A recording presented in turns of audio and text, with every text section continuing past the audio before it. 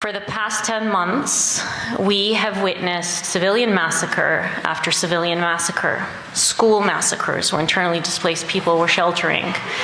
The flower massacre, massacres of people trying to collect water, massacres of people collecting aid at aid sites, massacre after civilian massacre.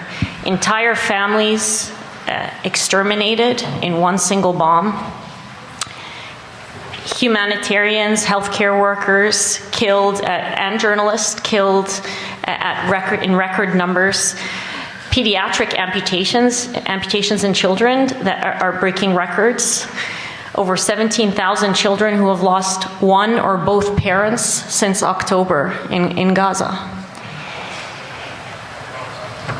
We have treated so many children who have lost their entire family that it has, a term has been coined to describe these children. You've probably heard it, wounded child, no surviving family, WCNSF. This is a term that has been coined since October to describe this very frequent phenomenon that I personally witnessed more times than I can count while I was there.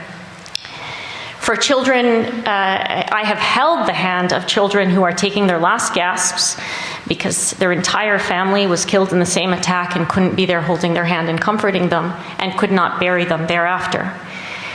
For the children who I treated who were discharged, and survived, they face a Russian roulette of 100 ways that they will likely and potentially die when they leave the hospital due to the circumstances incompatible with life that have been architectured by this military assault. Direct bombing, starvation, dehydration, disease. Alarming reports of the first cases of polio in Gaza right now. Polio is a potentially deadly disease that causes paralysis, including paralysis of the muscles needed to breathe. That has been eradicated for decades in that region. There's been a polio vaccination campaign that essentially has eradicated the disease from the majority of the world, and now we're seeing cases emerging in a area of the world that has a healthcare system that has been completely and entirely annihilated. I mentioned these wounded children with no surviving family. I'm going to give you two quick stories just so that you can humanize what I mean when I say this, because I know it's really hard to hear these numbers and think about individuals and what this means to them. I received a young boy into the emergency department during one of the mass casualties who had half of his face and neck blown off. Luckily, the organs that are vital for breathing and blood supply to the brain were preserved. They were visible, but preserved. And he was talking to us. He couldn't see himself, so he didn't know what he looked like at that point in time, and he kept asking for his sister. His sister was in the bed next to him. The majority of her body was burned beyond recognition. He didn't recognize that the girl in the bed next to him was his sister. His entire family, parents and the rest of his siblings, were killed in the same attack.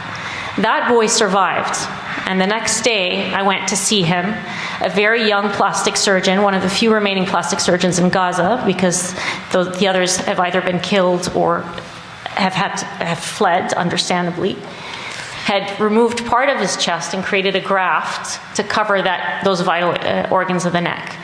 He was lying in his bed and mumbling because it was so difficult to talk, and he kept saying, I got really close to him and he said, I wish I had died too. And I said, what? And he said, I think my entire family has gone to heaven. Or it's not my entire family. His exact words were something effective. Everybody I love is now in heaven. I don't want to be here anymore. That is one of so many stories. I'm so sorry, Leila, but I think people need to hear this. I'm giving you the story of one child. One of my healthcare worker colleagues, a young nurse, one of the most dedicated nurses I've ever met, was trying to evacuate a patient when Al-Shifa Hospital was bombed from north to south. He carried that patient, was eventually called by Israeli forces, not by name, but by uniform. You, the person in scrubs, come here. He was subsequently detained for 53 days.